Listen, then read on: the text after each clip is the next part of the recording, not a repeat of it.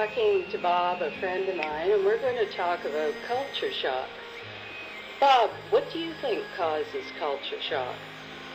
Well, to be honest, I think culture shock is different from your norm. In other words, where you live in one location, you get used to these kind of things, finances, resources, people, the way you work, the way you live.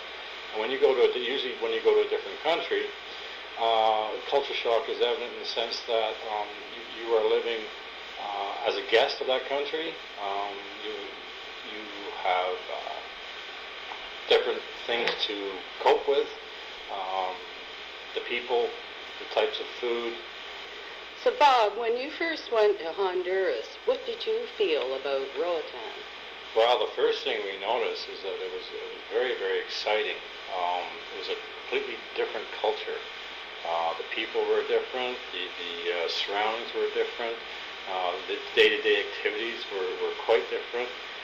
One thing we did notice was the complete honesty and of people, of strangers, as well as friends that we made. One thing we had a problem with in the beginning was the much slower pace that we were used to. It took a while to work, but eventually we got used to that pace. And after you were there for about a month, how did you feel? Well, after about a month, we certainly felt a lot more comfortable in our surroundings. We felt more comfortable talking to people. We were learning the language, which certainly helped quite a bit. Most people we talked to were very patient, and we really started enjoying where we lived. When you came back to Canada after being in Honduras for about 3 months, what did you first notice about Canada that you'd forgotten about? Well, there's actually quite a lot of things. So probably the number one was the state of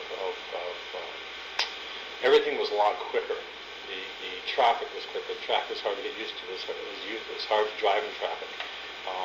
Most of the people you talked to were not as friendly as they were in Roatan, which I found really frustrating. Again, financial.